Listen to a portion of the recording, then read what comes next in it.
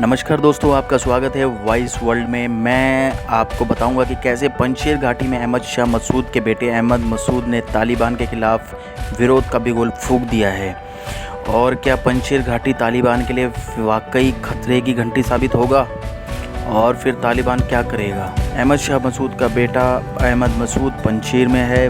पंजशेर काबुल से 150 किलोमीटर दूर हिंदू कुश के करीब एक घाटी है जहां अहमद शाह मसूद ने तालिबान को 6 साल तक पंजशेर में कदम तक नहीं रखने दिया था। पंजशेर का मतलब है 5 शेर, यानी 5 शेरों वाली घाटी। अहमद शाह मसूद को एक आत्मघाती हमले में मार दिया गया था। इसकी जिम्मेदारी अल-कायदा ने ली थी। इसके ठीक 2 दिन बाद अल-कायदा ने अमेरिका पर हमला बोल न्यूयॉर्क में ट्रेड टावर्स को हवाई जहाज़ टकराकर गिरा दिया था। अहमद मसूद आज पंजशेर में मोर्चा संभाले हैं। वो बड़ी मुश्किल से अपनी हत्या की साजिश को नाकाम करते हुए सरकारी हेलीकॉप्टर से पंजशेर पहुंच गए।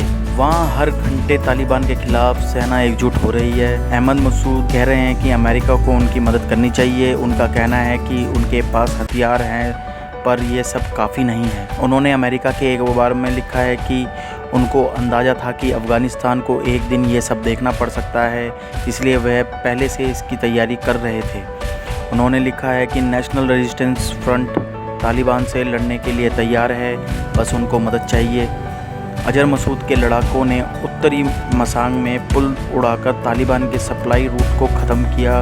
वहीं तालिबान लड़ाकों पर भी हमला किया और 300 तालिबानी लड़ाकों को मार दिया। पूर्व उपराष्ट्रपति अमरुल्लाह सलेह पहले ही कह चुके हैं कि रेजिस्टेंस का कमांड स्ट्रक्चर बन चुका है। उनके अनुसार 3 जिलों में तालिबान के 30 लड़ाकों को मार दिया गया है।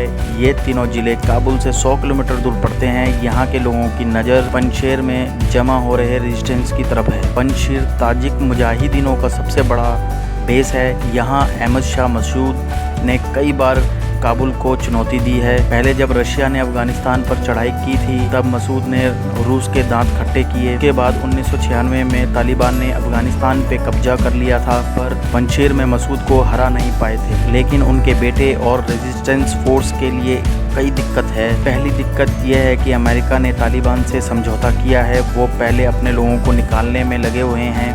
अमेरिका से रेजिस्टेंस को अब कोई उम्मीद नहीं है, ना ही इंडिया मदद कर सकता है, क्योंकि तजाकिस्तान और उज़्बेकिस्तान जैसे देशों अब चाइना के निर्देशों में काम कर रहे हैं। मसूद की मदद के लिए 1990 में भारत ने तजाकिस्तान में हॉस्पिटल चलाया था, जो अब बन ही नहीं सकता। उधर पाकिस्तान भी मसूद को मारने के लिए एक साजिश रच रहा है। इसमें कोई शक नहीं कि पाकिस्तान आर्मी सादों कपड़ों में तालिबान की मदद करने के लिए पंजशेर का मोर्चा संभाल ले, और तालिबान खुद पंजशेर पर हमला करने के लिए चारों तरफ से घेर लिया है। उसने अब्दुल्ला और मसूद को पंजशेर घाटी छोड़ने के लिए कह दिया है, यानी कि तालिबान अब अमेरिका के छोड़े हुए हथियारों को कब्जा कर चुका है और वो ज़्यादा शक्तिशाली हो चुका है। तालिबान अब ज़्यादा शक्ति से पंजशेर पर हमला कर सकता है। पर अहमद मसूद रेजिस्टेंस के लीडर बन सकते हैं, पर उन्होंने लंदन पे पढ़ाई करी है और वो घाटी कमांडर अभी नहीं है। ये भी बहुत बड़ा फ़र्क है, और सारे कमांडर देश के बाहर हैं, यानी मसूद को छोड़कर बाकी सब कमांडर देश के बाहर हैं और मसूद अकेले हैं, यानी कोई बड़े मिलिट्री की समझ रखने वाला कमांडर उनके साथ नहीं है। मसूद को किसी लड़ाई का अनुभव नहीं है, इसलिए विद्रोह के बावजूद उन्होंने बातचीत का रास्ता खुला रखा है। यानी अफगानिस्तान में गृह युद्ध तो हो सकता है, पर तालिबान का तख्ता पलट करना बहुत कठिन है, और ये तब तक मुमकिन नहीं है जब तक आम लोग रेजिस्टेंस का सपोर्ट ना करें, क्योंकि सभी बड़े देशों ने अपने हाथ खींच लिए हैं। आगे की अफगानिस्तान की रिपोर्ट के लिए ज़रूर लाइक, शेयर, सब्सक्राइब करना ना भूलें। जय हिंद।